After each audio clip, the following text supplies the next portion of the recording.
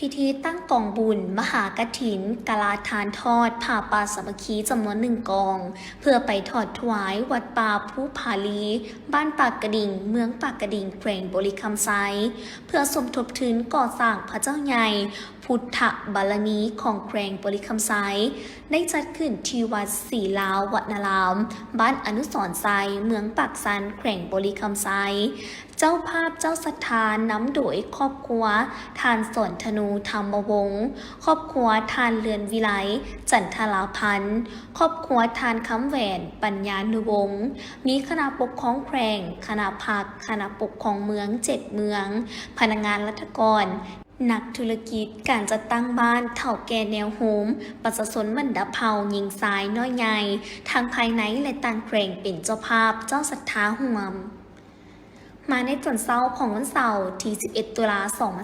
2025กงกับมื้อแฮม4 ค่ำเดือน11 ลาว พ.ศ.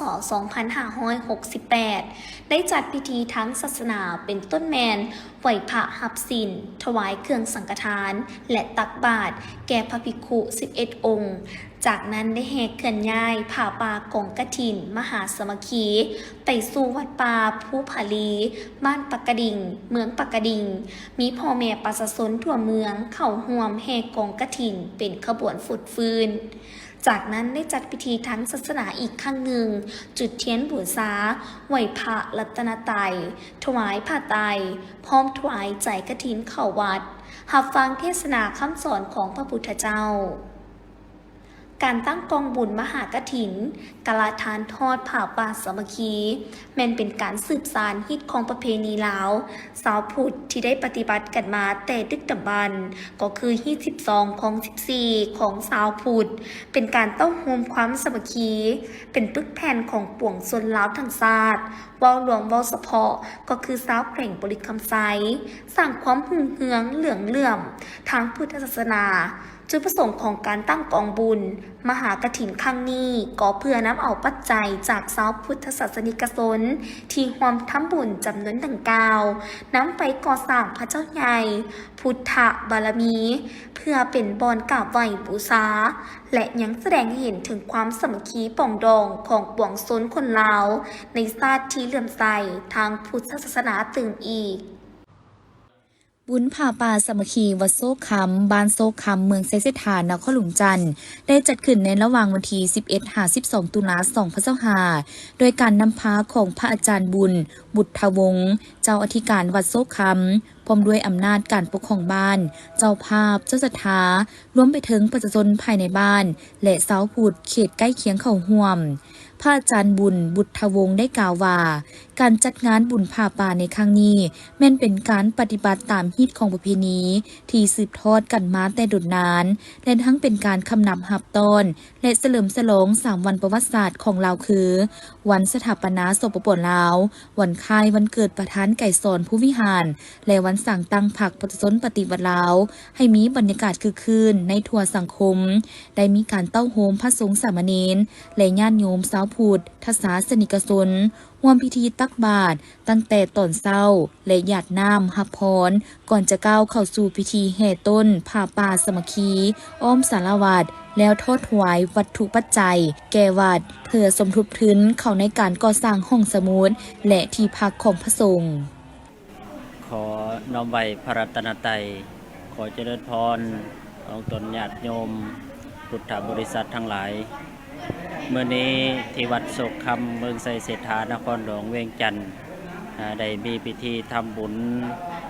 ผ่ามหากฐินสามัคคีเนาะถือว่าในการทำบุญในเทื่อนี้ตามจุดประสงค์การหลังจากพระเจ้าพระสงฆ์จำพรรษาครบไตรมาสหรือ3 เดือนหรือว่า90 วันในวัดเนืองๆตามพุทธานุญาตขององค์สมเด็จสัมมาสัมพุทธเจ้าในทางธรรมวินัยแล้ววัดถ้าหากว่าพระสงฆ์วัดใดวัดหนึ่งอยู่จำพรรษาครบตลอดไตรมาสแล้วออกพรรษาไปก็ให้ได้รับอานิสงส์การถวายผ้ากฐินให้พระเจ้าพระสงฆ์ได้พัดเปลี่ยนถ่ายผ้าอันนี้ก็ถือว่าเฮ็ดตามธรรมวินัยเนาะฉะนั้นแล้วในปีนี้ก็ถือว่าศรัทธานาวาสออกตนญาติโยมสายทานศรัทธาโดยเฉพาะญาติโยมบ้านโศกคำเฮาก็เป็นเข้าเป็นเจ้ามูลศรัทธา เ เอิ้นว่าเป็นศรัทธากฐินสามัคคีในการเฮ็ดบุญกุศลในคราวครั้งนี้อันหนึงก็เป็นการรักษาไว้ซึ่งฮีต12ข้อง14ที่พ่อที่แม่ครูบาอาจารย์พาเฮ็ดพาทำและก็เฮ็ดตามธรรมวินัยฉะนั้นในการเฮ็ดบุญกฐินในกระบวนการในเทอนี้ก็ถือว่ามวลชนพ่อแม่ประชาชนก็มีความพร้อมเพรียงเฮียงหน้ากันรวมทั้งองค์การจัดตั้งทุกภาคส่วนครูบาอาจารย์ก็ได้มารวมในงานพิธีได้มีขบวนแห่อย่างฟึดฟื้นอย่างมวลซื่นและก็อัตมาภาพก็ขออนุโมทนานำเจ้าภาพมูลศรัทธาทั้งหลายทั้งมวลที่เดินทางมาจากทิศทั้งสี่มารวมเพาะรวมโมอนุโมทนาบุญสำหรับทุนทรัพย์ที่เฮาได้มาในเทอนี้จากอานิสงส์การถวายผ้ากฐินเพื่อที่จะได้สร้างห้องสมุดเป็นบ่อนบรรจุเพิ่มปไตยปิฎกเนาะเป็นบ่อนศึกษาเป็นบ่อนทำเพียรของพระสงฆ์สามเณรและแขกไปไทยมาครูบาอาจารย์ในห้องสมุดหันก็มีทั้งห้องฮับแขกหรือว่าฮับพระอคันตุกะที่จะเดินทางหรือว่าสัญจรมาพักก็จะมีบ่อนพักบ่อนเศร้าห้องฮับพ่อแม่ครูบาอาจารย์ดังนั้นในปีนี้ก็ถือว่าหลายวัดเป็นการเฮ็ดบุญอย่างมวลซื่นฉะนั้นในปีนี้การเฮ็ดบุญที่วัดโศกคำก็ถือว่าคนหนาแน่นหลายพอสมควรในถ่ายที่สุดอาตมาก็ขออนุโมทนาส่วนบุญกุศลกับทุกท่านทุกคนขออ้างอิงเอาคุณพระศรีรัตนตรัยจงเป็นตบะเป็นเดชะภารวะปัจจัยปกป้องคุ้มครองออกตนญาติโยมตลอดหอดพุทธศาสนิกชนทั้งหลายที่กำลังมวลซื่นกับการเฮ็ดบุญเฮ็ดกุศลโดยเฉพาะส่วงบุญกฐินนี้ก็ขอให้พวกท่านมีความสุขมีความเจริญในหน้าที่ในการในงานให้มีอายุวันนะสุขะปะระทุกติภาราติการด้วยทั่วกันทุกท่านทุกคนเถิด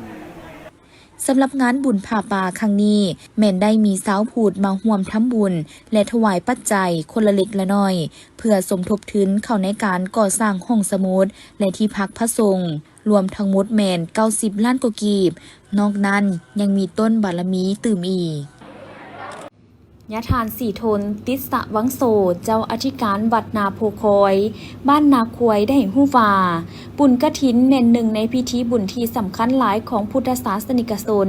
พอเป็นการถวายผ้ากฐินให้แก่พระสงฆ์ที่จำพรรษาซึ่งเป็นการแสดงออกถึงการส่งเสริมพุทธศาสนาและเพิ่มพูนบุญบารมีให้แก่ผู้ถวายนอกนั้นยังเป็นการให้โอกาสประชาชนได้มาพบปะสนทนาเพื่อเพิ่มความสามัคคีและร่วมสร้างสรรค์สิ่งดีๆตื่มอีกสำหรับงานจะเริ่มจัดขึ้นในวันที่17 ตุลาคม 2025กงกับมื้อแหม10 ค่ำเดือน 11 ลาวพ.ศ. 2568เป็นมื้อตั้งกองบุญเวลา 16:00 น.พิธีสูตรปริตะมงคลในวันที่18 ตุลากงกับมื้อแหม11 ค่ำเดือน 11 ลาวพ.ศ. 2568เป็นมื้อทอดถวายผ้ากฐินและตักบาตรถวายทานแด่พระสงฆ์อย่างเป็นทางการอันนี้ก็เป็นข้าวบุญงานกฐินวัดนาโพคอยเมืองไซเศรษฐาบ้านนาคอยใต้จะได้จัดขึ้นในวันที่17ที่17จะเป็นเมื่อหางหากะเจียมสูตรปริตะมงคลวันที่18จะเป็นเมื่อตักบาตรถวายกฐินสามัคคีก็ถือว่าเป็นการ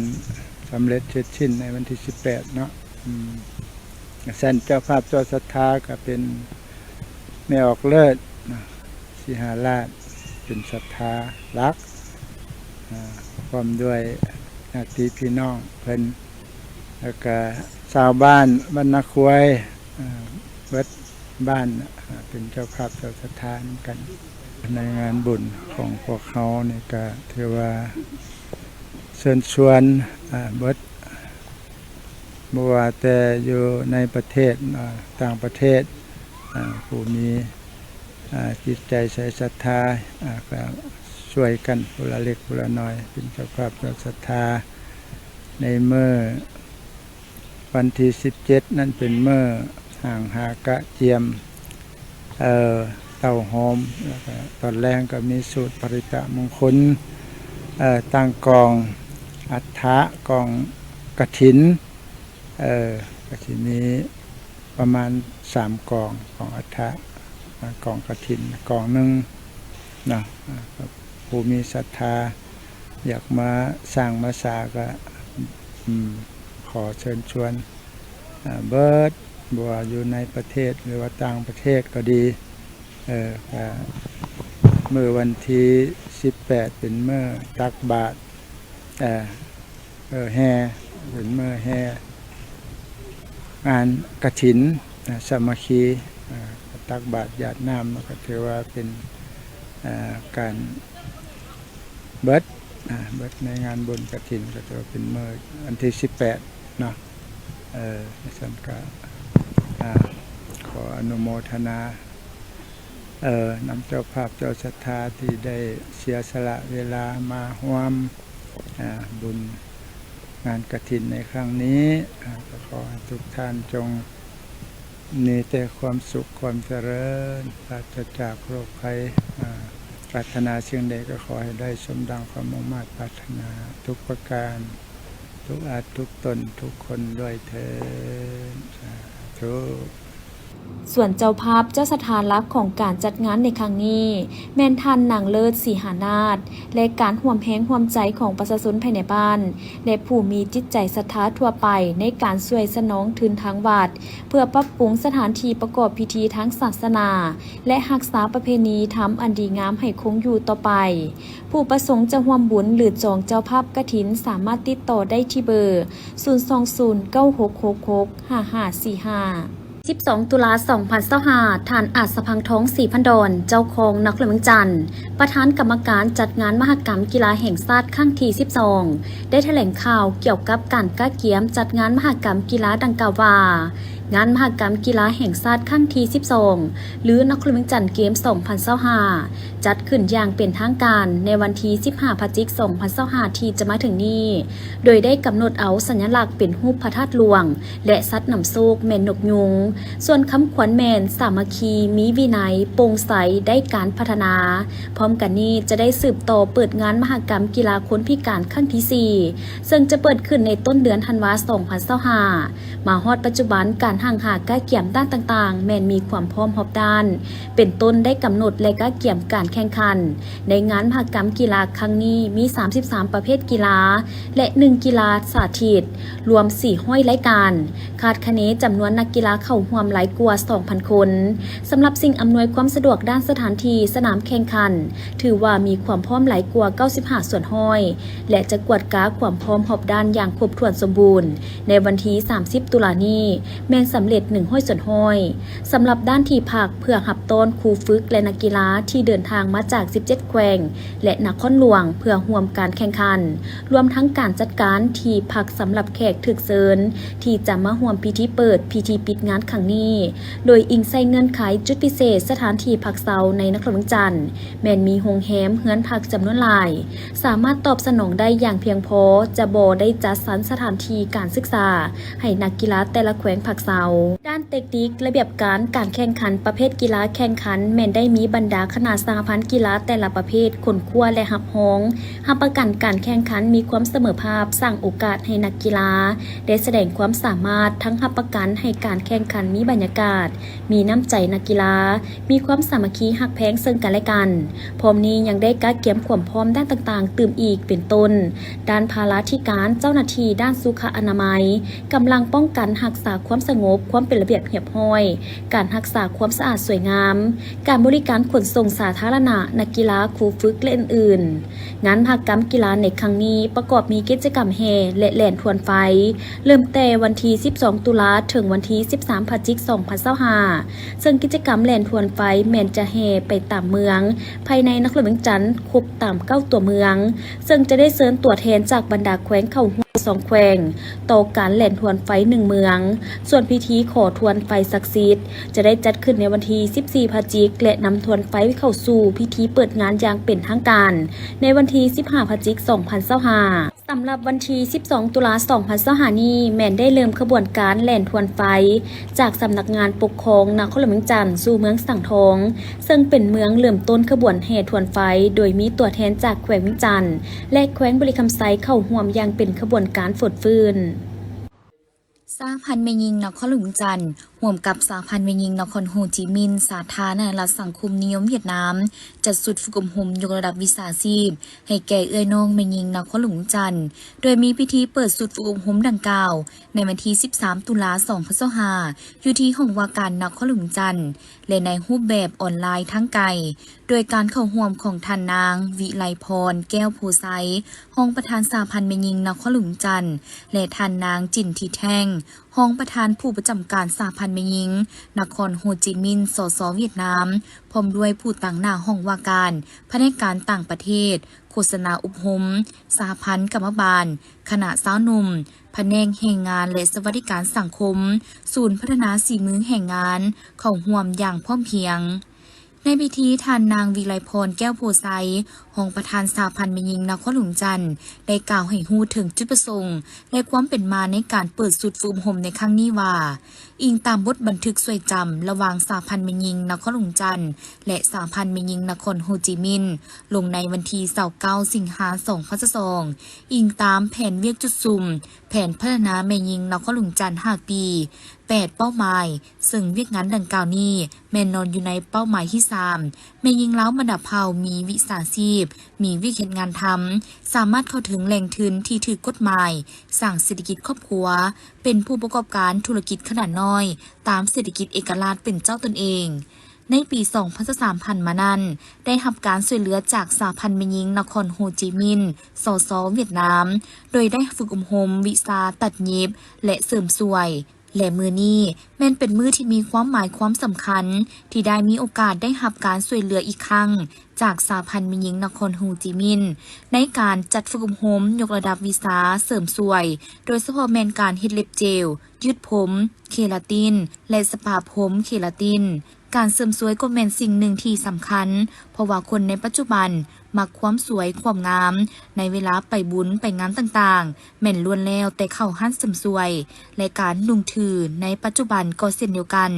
การฝึกอบรมในครั้งนี้เอิ้นว่ายกระดับ4มือให้ผู้ที่เป็นแล้วที่ได้จัดตั้งปฏิบัติมาแล้วประกอบอาชีพเป็นของตนเองแล้วเพียงแต่มายกระดับ4มือเพิ่มความรู้ของตนเองเพื่อเฮ็ดให้มีความสำนิสำนานขึ้นเติมและให้มีความเอาใจใส่ต่อกับวิชาที่ตนเองเรียนให้สำเร็จตามระดับคาดหมายญาติแยงเอาความรู้นำครูฝึกที่ได้ถ่ายทอดให้ได้หลายที่สุด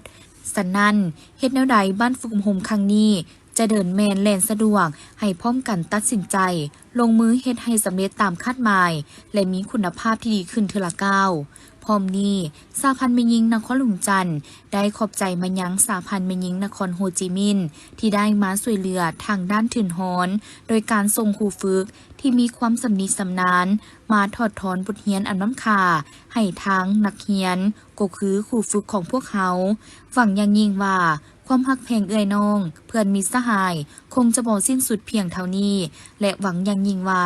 สหพันธ์แม่หญิงทั้ง2นครจะได้ร่วมมือกันจัดตั้งปฏิบัติเวียกงานในต้นหน้าตื่มอีกกีฬางานมหกรรมกีฬาแห่งชาติแม่นการแข่งขันกีฬาระดับทั่วประเทศซึ่งจัดขึ้นทุกๆ3 ปีเพื่อส่งเสริมสุขยูขบวนการกีฬาอยู่ภายในประเทศอย่างต่อเนื่องทั้งเป็นการปลุกระดมมหาชนเข้าร่วมเวียกงานกีฬาให้นับมือกว้างขวางเพื่อส่งเสริมสุขภาพจิตสุขภาพร่างกายสร้างพลเมืองลาวทุกคนให้มีสุขภาพแข็งแรงปฏิบัติทิศซี่นำที่ว่าหันกีฬากลายเป็นทั่วปวงชนกลายเป็นความรับผิดชอบของสังคมโดยงานมหกรรมกีฬาแห่งชาติแต่ละครั้งแม่นการปลุกระดมสาวหนุ่มเยาวชนนักเรียนนักศึกษาทหารพนักงานและประชาชนบรรดาเผ่าให้หันมาเล่นกีฬาใช้เวลาว่างให้เป็นประโยชน์ฝึกฝนทางกายให้สมบูรณ์แข็งแรงเพื่อสืบต่อภารกิจเปลี่ยนแปลงใหม่อันมีเกียรติสง่าของภาคทั้งยังเป็นการแข่งขันเพื่อคัดเลือกเอานักกีฬา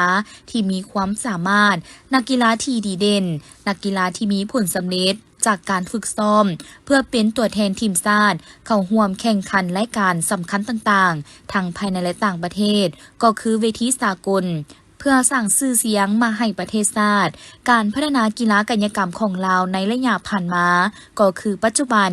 ภาคและรัฐบาลได้เอาใจใส่ซี้นำบรรดาแขนงการต่างๆ นับแต่ศูนย์กลางจนฮอดท้องถิ่นโดยมีการพัดเปลี่ยนกันเป็นเจ้าภาพจัดงานมหกรรมกีฬาแห่งชาติทุกๆ3ปีซึ่งตั้งแต่ครั้งทำอิฐจนถึงปัจจุบันมีเพียง7แขวงที่มีความพร้อมและเป็นเจ้าภาพจัดงานแข่งขันดังกล่าวเช่นครั้งทำอิฐหรือครั้งที่1ได้จัดขึ้นอยู่นครหลวงจันทน์ในปี 1985 โดยแข่งขันกันใน10ประเภทกีฬามี5เขตและ8กระทรวงเข้าร่วมมีนักกีฬาทั้งหมด620คนโดยแม่นนครหลวงจันทน์เป็นเจ้าเหรียญคำงานมหกรรมกีฬาแห่งชาติครั้งที่2ได้จัดขึ้นอยู่แขวงสวรรณเขตในปี 1987 ครั้งที่3ได้จัดขึ้นอยู่แขวงขมวนในปี 1991 งานมหกรรมกีฬาแห่งชาติครั้งที่4ได้จัดขึ้นที่แขวงจำปาสักในปี 1994 ครั้งที่5จัดขึ้นอยู่แขวงหลวงพระบางในปี 1997 ครั้งที่6ได้จัดขึ้นอยู่ที่นครหลวงจันทน์เป็นเจ้าภาพรอบที่2ในปี 2000 ครั้งที่7จัดขึ้นอยู่แขวงสวรรณเขตเป็นเจ้าภาพรอบที่2ในปี 2005 ครั้งที่8จัดขึ้นอยู่แขวงจำปาสักเป็นเจ้าภาพรอบที่2เช่นเดียวกันในปี 2008 ส่วนครั้งที่9แขวงหลวงพระบางได้รับเกียรติเป็นเจ้าภาพรอบที่2ในท้ายปี 2011 และครั้งที่10แมนแขวงอุดมไซได้เป็นเจ้าภาพครั้งที่11ในปี 2014 ส่วนครั้งที่11ครั้งล่าสุดแมนจัดขึ้นอยู่แขวงเสียงขวางเป็นเจ้าภาพในปี 2022 มีการแข่งขัน25ประเภทกีฬาและครั้งที่12ที่จะมาถึงนี้โดยนครหลวงจันทน์ได้รับเกียรติเป็นเจ้าภาพที่จะจัดขึ้นในระหว่างวันที่15-25 พฤศจิกายน 2025 โดยได้กำหนดเอา33ประเภทกีฬาและ1กีฬาสาธิตเข้าร่วมทำการแข่งขันในนั้นจะมีการชิงไซส์เหรียญคำ1,252 เหรียญเหรียญเงิน 1,252 เหรียญและเหรียญทอง 1,800ในวันที่ 9 ตุลาคม 2025 ที่ห้องประชุมทันสมัยกระทรวงการเงินห้องการคณะกรรมการร่วมมือลาวจีนในนามกองเลขาของคณะประสานงานดังกล่าวได้จัดกล่องประชุมปรึกษาหารือเพื่อก้าเกี่ยมเนื้อในให้แก่กล่องประชุมครั้งที่ 15 ของคณะประสานงานร่วมมือระหว่างภาคเหนือสาธารณรัฐประชาธิปไตยประชาชนลาวกับแขวงยุนนานสาธารณรัฐประชาชนจีนขึ้นโดยการเป็นประธานของท่านนางแสงเดือนไสยศรห้องประธานผู้ประจำการหัวหน้าห้องการคณะกรรมการร่วมมือลาวจีนผู้ต่างหน้าจากกระทรวงแขนงการขั้นศูนย์กลางที่เกี่ยวข้องและผู้ต่างหน้าแผนกการเงินจาก10แขวงภาคเหนือของลาวเข้าร่วมปรึกษาหารือก้าเกี่ยมเวียกงานผ่านระบบทางไกลเพื่อให้ประกันให้แก่การก้าเกี่ยมเนื้อในกล่องประชุมครั้งที่ 15 ของคณะประสานงานดังกล่าวที่มีแผนจะจัดขึ้นในระหว่างวันที่23-25 พฤศจิกายน 2025 ที่จะมาถึงนี้ให้มีความครบถ้วนสมบูรณ์ในกล่องประชุมแม่นได้แจ้งให้ทราบโดยรวมต่อกับความหมายความสำคัญของการร่วมมือหอบด้านระหว่างลาวจีนโดยเฉพาะการหนุนไส้ทาแห้งที่ได้เปรียบด้านภูมิสันฐานก็คือการร่วมมือระหว่างบรรดาแขวงภาคเหนือของลาวกับแขวงยุนนานของจีนที่มีไซด์แดนติดจอดกันพร้อมกันนั้นก็ได้แจ้งให้ทราบต่อกับการก้าเกี่ยมความพร้อมเบื้องต้นให้แก่กล่องประชุมโดยเฉพาะการกำหนดรูปแบบและแผนดำเนินกล่องประชุมซึ่งกล่องประชุมครั้งที่ 15 ของคณะประสานงานดังกล่าวนี้แม้นจะประกอบด้วยบรรดากล่องประชุมย่อยและกิจกรรมปิ่นอ้อมคือกล่องประชุมแบ่งกลุ่มสนทนาผ่านระบบทางไกลกล่องประชุมพบปะภาคธุรกิจลาวและแขวงยุนนานการวางแสดงผลิตภัณฑ์และสินค้ากล่องประชุมใหญ่กบคณะประสานงานและพิธีเซ็นบทบันทึกกล่องประชุมพร้อมด้วยเอกสารหัวมือ2ฝ่ายในนี้ประธานกล่องประชุมได้ลงเลิกนำพาปรึกษาหารือเกี่ยวกับการก้าเกี่ยมกล่องประชุมแบ่งกลุ่มสนทนาผ่านระบบทางไกลที่ประกอบด้วย8กลุ่มวิสาเฉพาะคือกลุ่มพื้นฐานโครงหลังคมนาคมและการสื่อสารกลุ่มการหัวมือด้านการค้าการปลูกพืชทดแทนการปลูกฝิ่นการเงินการธนาคารและการก่อสร้างเขตหัวมือเศรษฐกิจกลุ่มกสิกรรมป่าไม้และลดผ่อนความทุกข์ยากกลุ่มหัวมือของเขตการลงทุนด้านพลังงานบ่อแห่และความอาจสามารถการผลิตกลุ่มวิทยาศาสตร์การศึกษาและสาธารณสุขกลุ่มหัวมือด้านวัฒนธรรมและการท่องเที่ยวกลุ่มหัวมือของเขตสิ่งแวดล้อมอุตุนิยมและอุทกศาสตร์กลุ่มคุ้มครองชายแดนกองประชุมได้ร่วมกันขนครัวและประกอบคำเห็นด้วยความเป็นเจ้าการกลุ่มไปกลุ่มมาและมีลักษณะสร้างสรรค์ต่อกับเนื้อในหัวข้อสนใจของแต่ละกลุ่ม ที่ฝ่ายแขวงยุนนานเสนอต่อฝ่ายลาวพร้อมทางปรึกษาหารือการเกี่ยมหัวข้อและข้อเสนอในแขนงการของตนเพื่อประกอบเป็นเนื้อในหัวข้อสนใจของฝ่ายลาวนำส่งให้ฝ่ายจีนรับทราบและกาเกี่ยมนอกนั้นก็ได้ปรึกษาหารือตกลงแต่งตั้งหัวหน้ากลุ่มของหัวหน้ากลุ่มคณะและกองเลขาของแต่ละกลุ่มเพื่อหิบฮอนกาเกี่ยมเนื้อในและร่วมกับฝ่ายแขวงยุนนานจัดกองประชุมแบ่งกลุ่มให้สำเร็จภายในเดือนตุลาคม 2025 นี้ภายหลังสำเร็จแล้วแต่ละกลุ่มของสองฝ่ายจะร่วมกันลงนามในบทบันทึกกองประชุมกลุ่มเพื่อเป็นต้นอิงและเนื้อในสำคัญให้แก่กองประชุมใหญ่ครบคณะประสานงานที่จะจัดขึ้นในระยะท้ายเดือนพฤศจิกายน 2025 วันที่ 11 ตุลาคม 2025 คณะผู้แทนขั้นสูงแขวงอุดมไซแห่งสปป.ลาวและคณะผู้แทนขั้นสูงแขวงเซินล่าแห่งสส.เวียดนามได้พบปะและแลกเปลี่ยนบทเรียนประสบการณ์น้ำกันเกี่ยวกับเวียกงานแบ่งความรับผิดชอบระหว่างเลขาภาคและประธานคณะกรรมการปกครองขั้นแขวงเมืองและขั้นตาแซงการกำหนดแบบแผนการนำพาและวิธีเฮ็ดเวียกของคณะประจำภาคแขวงภายใต้การนำพาของเลขาภาคแขวงรับประกันลักษณะซี่นำวิงานรอบด้านของภาคและวิงานองค์การปกครองแขวงและเมืองรูปแบบการซี่นำติดตามกวดกาส่องแสงรายงานการเฮ็ดหน้าที่เป็นเสนาธิการและกลไกประสานงานระหว่างห้องว่าการภาคห้องว่าการรัฐห้องว่าการสภาบทเรียนในการแบ่งขันคุ้มครองระหว่างขันเมืองและขันตาแซงบทเรียนในการจัดตั้งปฏิบัติเวียกงานศูนย์บริการผ่านประตูเดียวภาครัฐและร่วมงานเฉลิมฉลองวันสร้างตั้งแขวงเซินล่าครบรอบ130 ปีโอกาสการพบปะและแลกเปลี่ยนบทเรียนที่เต็มไปด้วยไมตรีจิตมิตรภาพบรรยากาศอันอบอุ่นและสนิทสนมสหายวงศ์สวรรค์ไซยวงศ์ประธานคณะกรรมการปกครองแขวงอุดมไซต่างหน้าคณะผู้แทนขั้นสูงแขวงอุดมไซและสหายเหวียนดิ่งเวียดประธานคณะกรรมการประชาชนแขวงเซินล่าต่างหน้าคณะผู้แทนขั้นสูงแขวงเซินล่าทั้งสองได้พัดเปลี่ยนกันรายงานสภาพการพัฒนาเศรษฐกิจสังคมของแขวงให้กันทราบพร้อมตีราคาการพัวพันหัวมือหอบด้านของสองแขวงและหยาบผ่านมามีหลายด้านที่สามารถญาติได้เป็นผลงานของสองแขวงและสหายวงศ์สวรรค์ไซยวงศ์ยังได้ถือโอกาสเสื้อเสริญคณะผู้แทนขั้นสูงแขวงเซินล่าไปเยี่ยมยามและเฮ็ดเวียกอยู่แขวงอุดมไซตามเวลาที่เหมาะสมอวยพรให้สายผัวพันมิตรภาพอันยิ่งใหญ่ความสามัคคีแบบพิเศษและการร่วมมือรอบด้านของสองชาติลาวเวียดนามวอลหลวงวสพแขวงอุดมไซและแขวงเซินล่า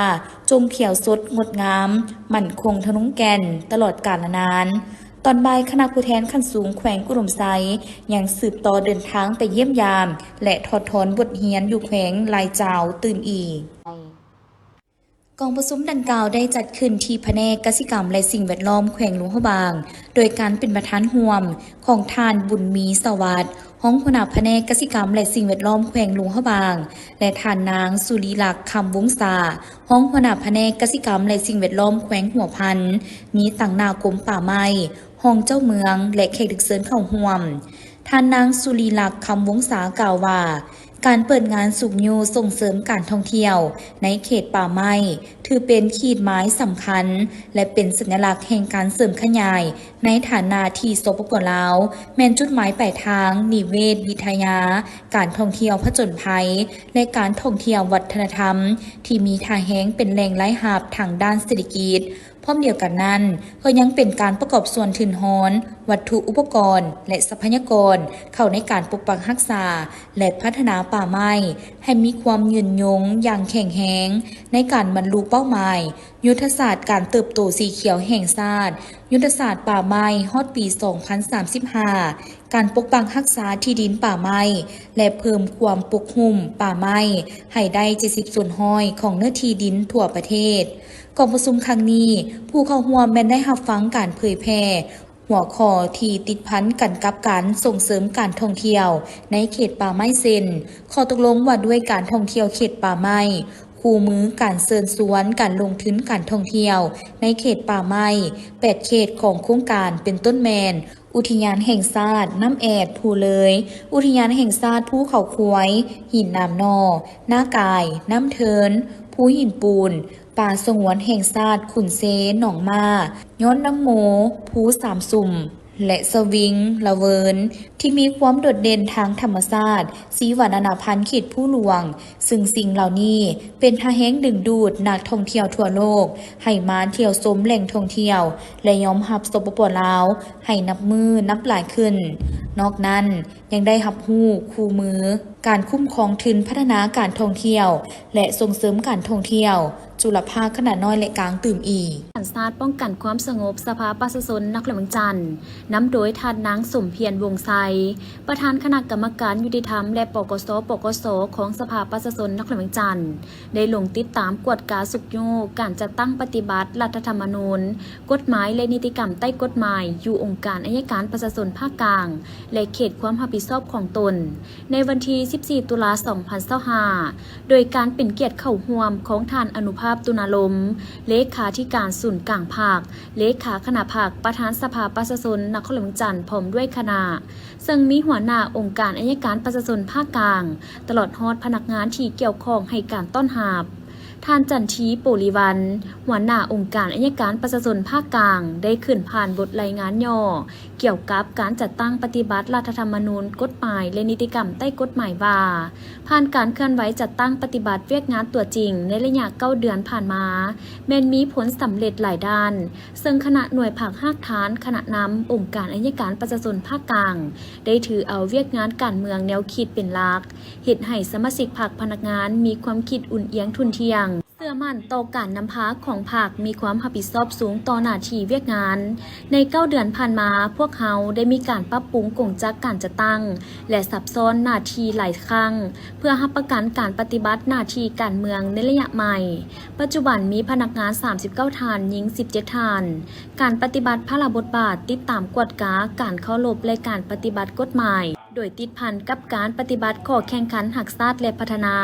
ด้วยคำขวัญ3 มี 4 หับประกันขององค์การอัยการประชาชนสูงสุดวางออกได้หับการพัฒนาอย่างต่อเนื่องหันเข้าสู่คุณภาพดีขึ้นปฏิบัติระบบส่องแสงรายงานขอทิศซี่น้ำเป็นปกติมีกลไกประสานงานระหว่างองค์การอัยการประชาชนศาลประชาชนภาคกลาง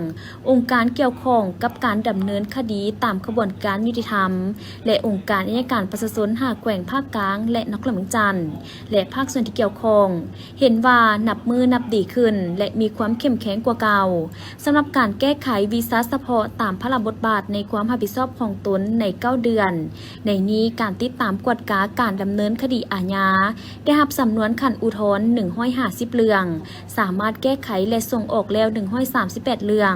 ได้รับสำนวนคดีขันลบล้าง14เรื่องแก้ไขได้ทั้งหมดได้รับคำห้อง129เรื่องแก้ไขได้126เรื่องส่วนการติดตามการดำเนินคดีแพ่งในนี้ได้รับสำนวนคดีขันอุทธรณ์159เรื่องแก้ไขได้ทั้งหมดได้รับสำนวนคดีขันลบล้าง7เรื่องแก้ไขได้ทั้งหมดหลังจากรับฟังการรายงานแล้วก็ได้มีการขนครัวปรึกษาหารือและแลกเปลี่ยนคำคิดคำเห็นต่อปัญหาต่างๆร่วมกันทั้งนี้ก็เพื่อเป็นการเก็บกำข้อมูลในการจัดตั้งปฏิบัติเวียกงานจุดอ่อนข้อคงค้างข้อยุ่งยากและหาวิธีการแก้ไขเพื่อห่างหาก้าเกียมให้แก่การดำเนินกล่องประชุมของสภาประชาชนนครหลวงจันทร์และกล่องประชุมสมัยสามัญของสภาแห่งชาติที่จะมีขึ้นในต่อหน้านี้ให้เต็มไปด้วยเนื้อในที่อุดมสมบูรณ์และบรรลุได้มากผลตัวจริง